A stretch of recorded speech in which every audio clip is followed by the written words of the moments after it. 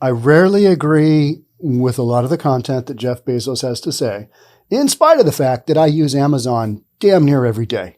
Finishing out this remodel of my house, I got all the basics done by the general contractor and then all the finished stuff. And you got towels, you got towel holders, you got little holders for towel things. And just ridiculous stuff that nobody needs, but you have to have in your life because otherwise you just stumble around your house going, what am I even doing here? Most of the time, I don't know. So use Amazon every day. Whatever Jeff Bezos says, I'm usually like, not so much. I don't think so. No, don't agree with that. But on this one, this is a storyline that came across a couple of days ago. When I first saw it, I was like, that's boring. Who cares? Who cares? Then I read it again. I'm like, that is interesting. And here's the deal. Jeff Bezos says new Disinformation Board should investigate Biden tweet. Now, what was the Biden tweet? That's the interesting part, right?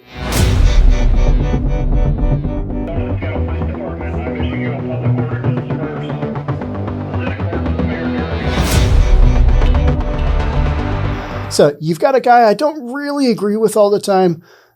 We're going to talk about that. We've got the Disinformation Board. What about that? Can you imagine putting together, this is going to be a disinformation board, but, our side's going to run it. So, as in disinformation of you guys, your group over there, we're going to check out the disinformation that you're spewing forth. Kind of looks like that's the way it's going to be because Disinformation Board, disinformation distinguished or analyzed by who and determined to be disinformation. The whole thing is just wild. And then the tweet itself that we're going to be looking at, that is the one where you're like, what? And if you know anything about business, if you have any general economic background, I don't care if you took Econ 101, maybe you went large and took 102 at the same time. You did a little micro and macro. Maybe you did a stats class like I did. I don't know. But if you have any of those in your back pocket, meaning you've done them, I think you'll look at this tweet and go, yeah, what? What do you mean? All right. That's what we're getting into today. If you're new here, welcome. My name is Sean Reynolds. I own a couple of real estate companies. I read news. That's what we're doing. All right. Let's get into it. How about the shooter in Baltimore? Not good. That guy needs to go to jail or whatever. Prosecuted to the full extent of the law. It's just not good. That's all you can say on that one, right? How about Brittany Griner? She's the big, tall basketball player and NBA player, a WNBA player over in Russia. She's going to be jailed for another 30 days. She got busted with some weed oil. Some weed oil. Now, in Russia, weed oil, not legal. Could do up to 10 years. I have a tough time with that one because the United States government is saying, she's been detained illegally. Okay, but nobody said that she didn't have the weed oil on her. A lot of the news stories said it was hash oil. It's not hash oil. It's just a cartridge for a weed pen. All right, so it's just THC, is my understanding. And I've read, 2 full news stories on that. So that one to me is like, all right, if she's guilty, let her do the time. Just like the guy in Baltimore. Same deal, right? Just because you're a celebrity doesn't mean you get off. But everybody's like, 85 days is too long. I think that's how many days she's already been incarcerated for allegedly committing a crime. And that's just how it goes. And in Russia, yeah, you may not get a hall pass, even though you're playing on their basketball team in their pro league, because that's where she plays in the off season because she can't make enough money with the WNBA, if that tells you something. Wild, right? Jeff Bezos, the founder and executive chairman of Amazon, has asked a new Disinformation Governance Board. Disinformation Governance Board. Really? That is something, that's a thing. This is really a thing. And I know you know this, and I know it's been out for several weeks. But let's just think about that. A Disinformation Governance Board. How's that going to go? I'm going to hazard a guess and say probably not all that well. All right. Whatever you're saying, that's disinformation, right? Created by Joe Biden's administration to investigate a tweet from the president himself. Jeff Bezos is saying, president who got this board together, or who knows, who knows what's actually happening in the executive level of our presidency right now. Because Yeah, stuff, right? The newly created Disinformation Board should review this tweet, or maybe they need to form a Non Sequitur Board instead, Bezos said in a tweet. Going after the president. He's saying, because the president hit a real chord with Bezos, which is corporate taxes. Raising taxes is fine to discuss. This is what Bezos is saying. Raising taxes is fine to discuss. I agree. I totally agree, Jeff. Taming inflation is critical to discuss. One of the major topics facing the American public going into the midterm elections and the 2024 elections, inflation. We were told initially that it was temporary inflation. Don't worry, it's temporary. It's not going to be here for long. Then we were told that it's Russia's fault. Now we're being told it's corporate America's fault. So we've got all these running targets. None of them really kind of analyze the fact that we dumped 1.9 trillion and then a few more trillion into the economy. And then we've got inflation. Meanwhile, other countries who didn't dump that, trillions and trillions of dollars into their economies, they're coming back out of the whole COVID recession and they seem to be doing okay, but that's a different story, right? So raising taxes is fine to discuss. Taming inflation is critical to discuss. We do need to discuss that because inflation is roaring and it's temporary. Russia, corporate America. Yeah. Mushing them together is just misdirection. That's what Bezos said. I agree. I agree with 3 sentences in a row. What's going on here? Nothing is. Are the stars aligning? I don't know. Probably not. Bezos' comments came in response to a tweet from Biden's personal Twitter account in which, is he really tweeting? I know, we all know that Trump tweeted because who else would come up with some of that stuff, right? Is Biden actually tweeting? I don't think so. Is somebody else just, hey, Joe, we're going to throw this up there, or Mr. President, we're going to throw this up there. Do they even ask him? Or do they just send it out? And he's like, oh, I guess so. His comments came in response to a tweet from Biden's personal Twitter account in which he appeared to suggest higher corporate tax rates to bring down inflation. Let's think about that. Okay, so we're going to tax big corporate companies. We're going to tax, call it big tech. We're going to tax Amazon. We're going to get some more money to the federal government because that's who collects the taxes. All right. Maybe some more money into local economy. Okay. But then inflation. How is that going to help inflation? What exactly in that mechanism triggers inflation going down? Yeah, I don't know. I'm not really sure. That's where I think bringing these two topics up in the same sentence. So the tweet is literally, you want to bring down inflation? Let's make sure the wealthiest corporations pay their fair share. Of inflation or taxes? Because you got raging inflation over here, and then you've got what the corporations pay as taxes over here. Different topics. Those don't really mesh together. So there's not a cause and effect there. So if you go out and arguably you could have the opposite effect, right? Arguably that could have the opposite effect. But just to have a tweet out there like this, I mean, it does make me think, all right, yeah, that is pretty much disinformation because what we're trying to do does the American public believe this stuff? If we want to get inflation to come down, then we gotta tax the rich. Okay. All right. How is that really going to work? Like inflation is going up because we, dumped a bunch of money into the economy. And when you do that, prices tend to go up. We still held demand has been just crazy for stuff. And we've got the money floating around to feed the demand. So that's what happens. But then we've got the wealthiest corporations, the whole issue of them paying their fair share. That's kind of off on its own little topic there, right? And it's not little. I know it's a big topic.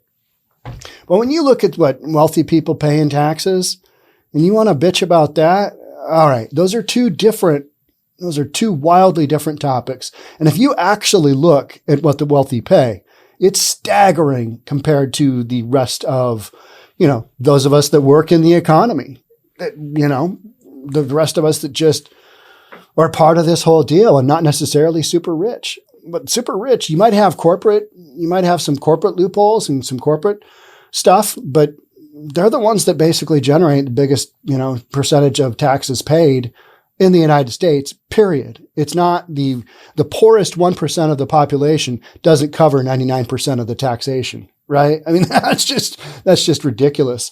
So you want to bring down inflation? Let's make sure the wealthiest corporations pay their fair share. Okay. There's just no correlation there. There's no real correlation there.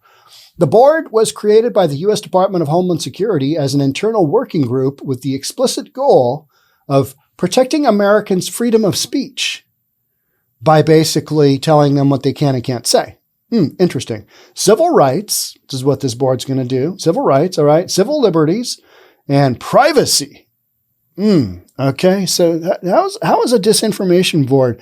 How are they really going to be effective at that? I mean, I'm told that this is going to be completely unbiased. There's just no way, right? There's just no way. So, U.S. Department of Homeland Security is charged with safeguarding the United States against threats to its security, including threats exacerbated by disinformation. One might say, hey, you want to bring inflation down? Let's look at taxing the wealthy corporate entities. Yeah, that's disinformation right there, right? Because that's not what's going to bring inflation down. That is not going to bring inflation down. So why are we talking about it? Well, because if we keep focusing on inflation, then we have to realize that where we are right now, it sucks. And we don't have a game plan for getting out of it.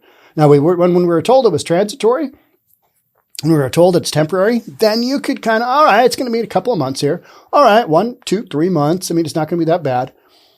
For anybody who knows anything about how business and taxation, and you pump $1.9 trillion into the economy, and then you pump a few more trillion, and then you sit around and kind of wonder, what? Why is inflation raging? I don't get it. What happened? That's not going to be transitory. It's going to be here for a while. You're going to have this percentage, inflation doing what it's doing for quite some time. How long? I have no idea. But it's not going to be transitory. And it is certainly, what's going on in Russia doesn't help things, but gas prices were going up well before that, right? And inflation on a whole bunch of other stuff, it's just here and we're sitting in it. And I think what you've got going on is you've got, hey, look over there. Check that out. Look at what the wealthiest corporations aren't paying in taxation. Never mind the inflation over here. Let's get away from the inflation over here because that's problematic. We're probably not going to solve that anytime soon. So we need to do a little duck and cover and kind of work our way over to something else that people love to hate on, which is corporations not paying taxes. So, and I always find that an annoying one. All right, because corporations, tax code is set up so that they can do their thing. They pay millions and billions of dollars in taxes, and people want to sit around and nitpick. And it's like, okay, whatever. We're still going to have this inflation going, whether you pay that, whether they pay their fair share or not, whatever that might be, whatever you dictate that to be. Another thing that I think folks are going to have a tough time with that I'm seeing more and more, you got inflation. And one of those things of inflation is housing. The housing market has gone bonkers. You are going to see some appraisals, some mass appraisals, which is the kind of appraising that assessors boards do. And that, comes up every year. What is your house worth? You can't have 20, 25, 30% gains in real estate over a year or 2 years. Some markets are different. Some have had greater appreciation. Some have had less. But the majority of all markets in the U.S. have had some pretty significant, housing appreciation. And with that comes increased assessed values. And with that comes increased taxes. So you're going to hear that a ton moving forward as these assessor boards start to bring in the data that we've had since the beginning of the pandemic, which was we had a slight dip in March and April of 2020. By May of 2020, we were off to the races. And our property, our home values here in Seattle are still going up. Granted, at a slower rate. They're not going, all bonkers crazy like they were at one time. But things are still going up. That's because you don't have any supply and you've still got massive demand, enough demand that you've still got multiple offer situations on a lot of these things. Other areas of the country, definitely slowing down. But the appreciation that you've seen, you can't have home prices appreciate and then taxes go down. That would be disinformation. You know what I mean? Hey, with the expected increase in property values, let's expect to see a decrease in taxes that you'll pay. That would be disinformation as well. It just would. It's not true. One doesn't lead to the other. In fact, it's quite the opposite. As home prices go up, assessed values go up. That's how life works. That's how this works. Here we are. So the U.S. Department of Homeland Security is charged with safeguarding the United States against threats to its security, including threats exacerbated by disinformation. The Homeland Security statement reads, okay, yeah, I don't believe that. The department is focused on disinformation that threatens the security of the American people, including disinformation spread by foreign states such as Russia, China, and Iran. Remember that whole Russian deal narrative that Russia is influencing the election? And that just wasn't really a thing. I feel like this is what that is set up to combat. And at the end of the run on that whole Russian misinformation campaign, we realized that it just wasn't really a thing. And any of that was basically created by Americans. Interesting. Yeah. But I think we still need a disinformation, whatever, spread by foreign threats such as Russia, China, and Iran. Aren't we smart enough to kind of figure out what that looks like? I think so. But we're told that due to our freedom of speech and our freedom in general, we need this disinformation entity in our lives. Or other adversaries such as transnational criminal organizations and human smuggling organizations. All right, are we getting a lot of information out of transnational criminal organizations? And are we getting a lot of tweets and posts coming out of the human smuggling organizations? Is that a thing? I don't know. Republican politicians, including Missouri Senator Josh Hawley, have spoken out against the formation of the Disinformation Governance Board. A lot of people have. That was the story, right? It's like, what are you doing? That is moronic. What are you even thinking there? Well, they're thinking they'll come up with something. It's another tool they can use. Disinformation Governance Board. We need that. So the whole concept here is that, well, all right, you put out a tweet that one thing doesn't lead to the other. Is that misinformation? Is that disinformation? It would, in my opinion, it would certainly seem so. So should we have a little investigation? No, it's just ridiculous because I think most folks can kind of look at that. And I think the majority of people, I'm giving people a lot of credit on this podcast, right? And by that, I mean just Americans in general.